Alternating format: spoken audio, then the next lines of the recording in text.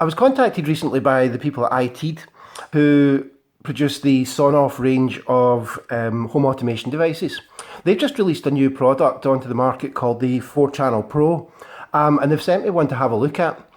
So here it is. This is how it arrived in the box. The packaging looks nice enough for me. I prefer actually the plain brown packaging because I think it's more recyclable. However, at least it's not kind of full of polystyrene and all the usual sort of stuff. So they have a very similar product to this one here, which is also a rack mountable device. But let me just show you the device that's arrived. So this is the 4-Channel Pro. Basically it's a 4-way set of relays, all attached to an ESP8266 microcontroller and Wi-Fi device. The Sonoff Pro, however, has a couple of other changes from the other similar Sonoff device. It is also equipped as well as with relays, but also with a 433 megahertz RF device, and it has a slightly different arrangement compared to the other similar product in terms of the relays that it has. So it's a 4-way switch. The first thing that you notice is that it comes in a DIN mountable case. When I first saw, particularly when I first saw the other device, although I was interested in a 4-way switch, one of the things that put me off was that switch was designed to be DIN mountable. I didn't really look closely enough because, as you'll notice, although yes it is a DIN mountable device, it also has 4 mounting holes on either side. So even if you're not planning to mount it in a sort of professional installation with a DIN rail, you can of course just mount it with 4 screws to whatever device you wish. This isn't one that you're going to have perhaps on the floor or open. It's probably going to be in some sort of case or another, because as you can see, the relays are attached with these terminals, but these terminals are push-fit terminals. So this is something definitely that shouldn't be left exposed, because obviously it could be leaving live wires exposed for people. So it's going to be used as part of a different installation. I eventually am going to put this one inside my Mame arcade cabinet, and I'm going to use it to remote control the cabinet. So before I start thinking about plugging it in, what I want to have a look at is just to set up the device. This device has several different modes, and I'm not sure how exactly it will be supplied from the factory. So we'll have a look at the inside of the device, and while we do so, we'll set it into the correct mode. Basically the 4 modes that it has is, or the different modes that it has, it's able to do on-off switching, as you would imagine, but it also has an inching feature. The inching feature means that it will switch the device on for a preset period of time, usually a second or two. And you would use the inching feature if you were connecting this to a device such as perhaps automated blinds, something like that, so that you could, at the press of a button, just move them a small amount to maybe move blinds up and down. So that's me got the machine open, and one thing I notice is the clips etc. for connecting it up or disconnecting it from a DIN rail. They are on one side. However, the device has been designed in such a way that you can change the orientation of the circuit board and its top cover, which is pretty neat actually, because it means that you could change it around if you needed to, so that these tabs were at the bottom. Looking at the device itself, first thing you notice, the quality of the circuit board looks, to my mind, very good. I am not an electrical engineer, however, but some of the things that I know to look out for are there. In particular, if you look on the underside of the board here, you'll see these are the backside of the relays. But if you have a look between each of these soldered vias, that you'll see there is machined from the board an air gap. This air gap is designed to separate the AC, the live, because this can switch alternating current, 240 volts, from any other DC signals, and it means that it prevents sort of a arcing occurring across the PCB. That's going to be quite nice for my application because whether it's a wise thing or not, and you can leave something in the comments if you have an opinion, I'm planning to switch both an AC supply and also some DC supplies inside my arcade cabinet. So basically I'm going to have the marquee, the amplifier and the Raspberry Pi, which is inside there, on 3 separate switches. I'm going to use the 4th switch to supply a shutdown signal to the Raspberry Pi. So that's the back side of the board. On the back side of the board as well, it has a chart here which is telling us how to set up the board for the different types of operation. I don't know if you can see on that chart there. So the various different types you have. The first thing you can decide is whether it should be interlocking or self-locking. Interlocking means that it will only switch one of the relays on at a time. So if you switch on another relay, it will automatically switch off the first one before you do so. You would use that perhaps in systems where you have 2 motors pulling against each other, or you could use that in a situation where you had a one motor which you wanted to move in different directions. So you could use this, for that purpose. Then have the self-locking or inching modes. So in self-locking mode, when you switch on the switch, it will remain switched on. Useful for a power switch, which is how I'll end up using it.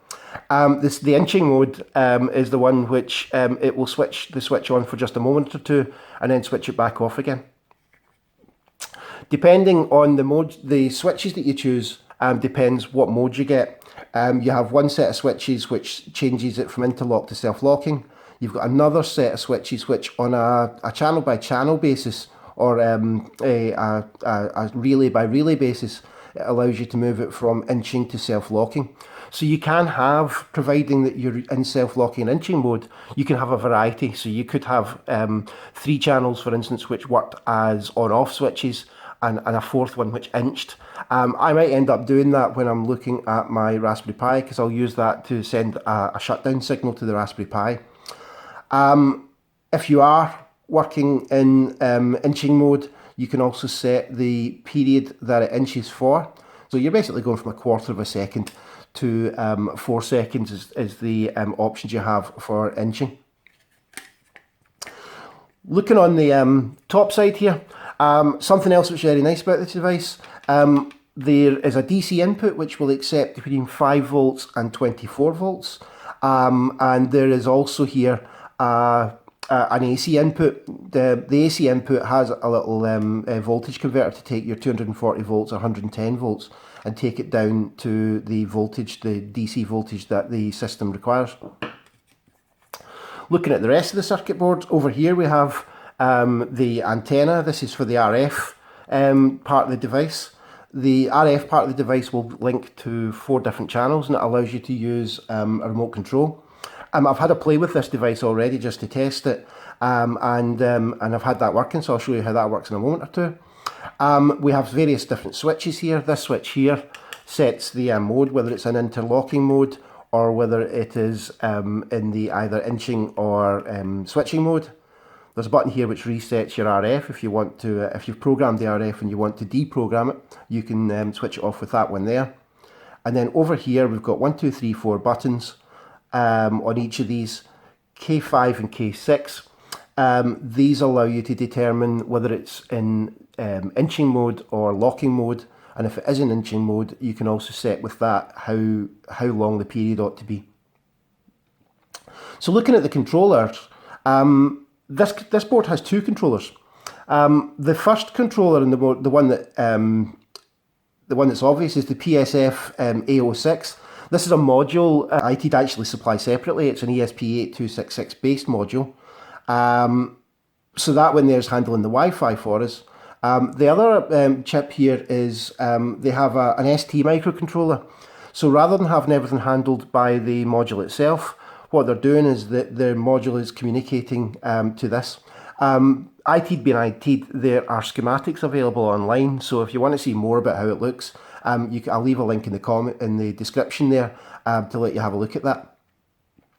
So we've got 4 switches down one side, we've got some LEDs down the other. The 4 switches allow us to manually switch any of the relays. We also use them when we are programming the device. So holding down the switches will put it into a pairing mode. Double clicking a switch will let it pair with an RF controller.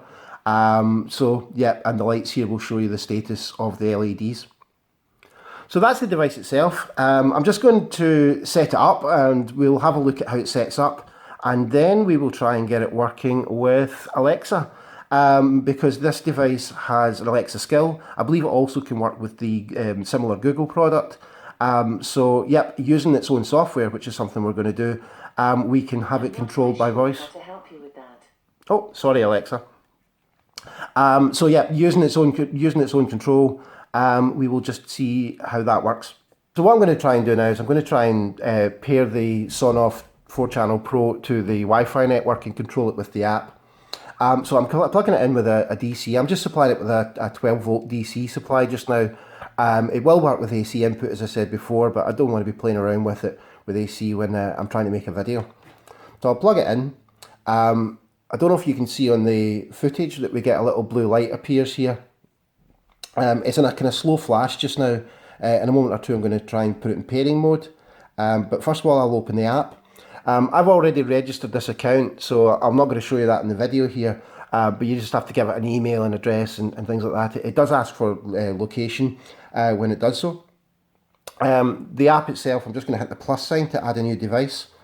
And now what I'm going to do is follow the instructions. I'm going to hold the button down just for a few seconds or so, and then the blue light, which is currently flashing slowly, will hopefully go into a fast flashing mode. I'll then click next. It asks for a password. I'll click next again. And what I have found as I've been playing around with this device is that sometimes it takes more than one attempt to get it to register the device. So that's what I'm doing just now. Hopefully I'll get it to pair with the Wi-Fi on the first go. But yeah, I did find that it maybe takes 1 or 2 goes before it finds it. But this time it seems to have worked first time, which is good. And yep, that seems to be the device registered. So it asks me for the name for the device. I'm going to call mine the arcade cabinet, which is where it's going to eventually end up. And then I'll complete the registration. So it tells me it's been added successfully.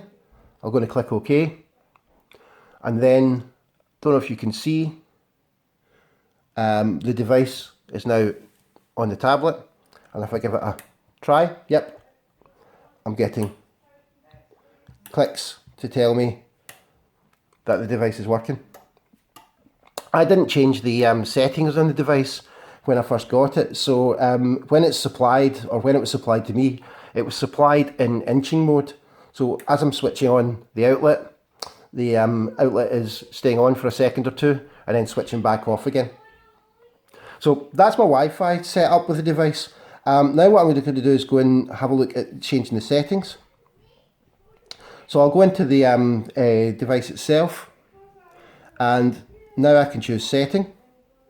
And at the moment you've got basically the default names, which are outlet 1, 2, 3 and 4. What I'm going to do now is change these to the names of part of my arcade machine. So the first one I'm just going to call it as arcade. The second I'm going to call banner or marquee. I'll try marquee. The third I'm going to call amplifier.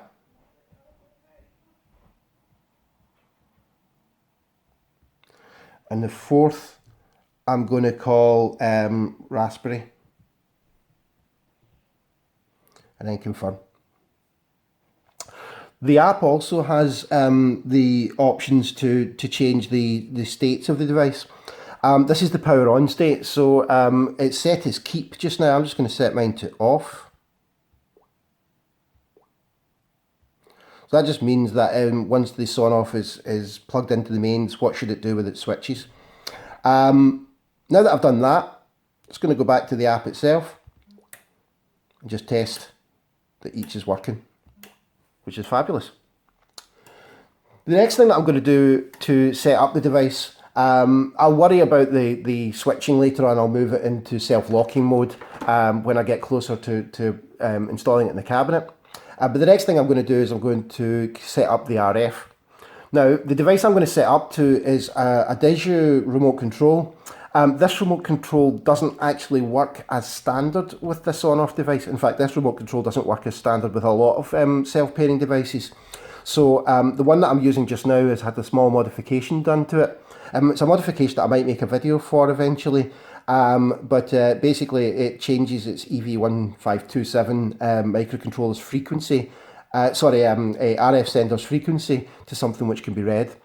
So to set up the switches to work with an RF controller, what you do is you first of all you just double click on the switch number that you're trying to set up. So here's R1, and then with it double clicked you press your button. You can see a green light flashes here to tell me that it's paired, and now the switch will work on and off. As you can see in the app also shows what's happening with the switch. I'll do the same with R2, so double click, then 2, and then R3, double click it, and then press the button.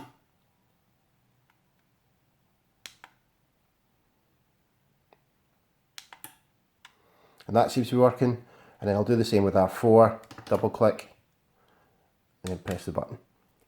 One of the things I found when I was playing around with this, I have 1 or 2 temperature controllers which work on the 433 frequency as well as a doorbell. It was picking up the signal from the temperature controllers when it was sending its signals to say what the temperature was, and it was getting switched to them. So be quick if you've got other 433 megahertz sources around, just to make sure you get paired to the right device.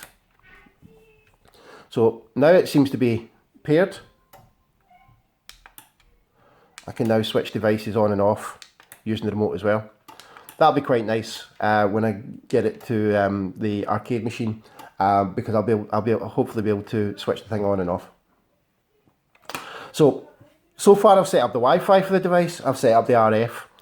The last trick up its sleeve is the EWE-Link software that comes, or Android app, which controls this device via your mobile phone or your tablet in this case, is also able to talk to Alexa or the Amazon Echo. I believe it also works with Google Home, but I don't have one of those devices to test it with. So what I'm going to do now is I'm just going to go and set it up to Amazon Alexa. So the first thing I'll do is I'm just going to use the Amazon Alexa app. You cannot set this device up using just voice control, because it's going to ask to pair to your EWE-Link account. So there's my Alexa open just now. I'm just going to first of all go and install the skill. So the skill itself is called EWE-Link Fan. I'll just do a quick search on that. So I'll install the device. So now I'm going to click on Enable. And the first time that you set this up, it will now ask you for the details for your EWE-Link account. So the first thing I'm going to tell it is the country.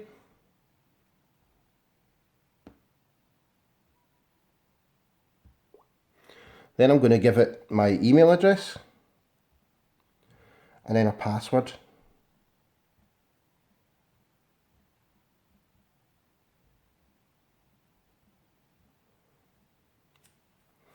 And then I'll try and log in. One of the things I've noticed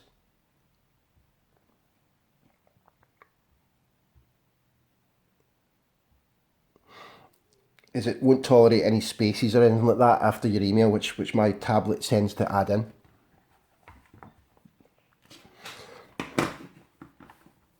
So it asks me to continue, and I'm just going to click continue. In fact, no, I'm just going to go back and discover the devices. And it hopefully will have found my arcade machine, which, yes, it does seem to. So now that that's done, fingers crossed,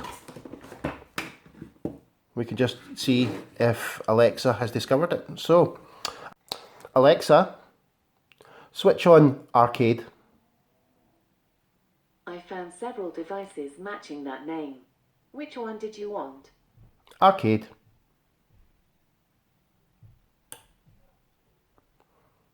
Okay. Alexa, switch on amplifier.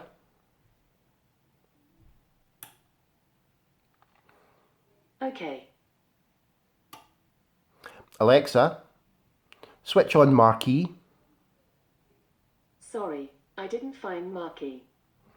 Alexa, switch on marquee.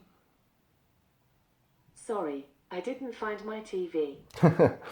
I think I maybe have to choose a different name for the marquee. I think what I'm going to have to do is play around with the names for these switches because it does seem to be getting confused between the different names. So I think that will require a little bit of extra work. But hopefully you can see from the video here how easy it is to set this device up. I have to say, I'm a big fan of all the Sonoff products, and this one hasn't disappointed me in terms of its use. In a future video, of course, I will be hacking the device. And one of the nice things about the Sonoff devices is not only do they provide headers so that you can program the microcontrollers, but they also document the products really well on their website, and that makes it really, really easy, hopefully, to set this up to my home network and use this in conjunction with OpenHAB. So I'm away for a holiday for a week, so I don't know when I'll get that particular part of the project done. But in the next video about this device, we'll be installing it in the cabinet and probably changing its firmware over so that it can use ESP Easy. Thank you very much for watching. Leave some comments below.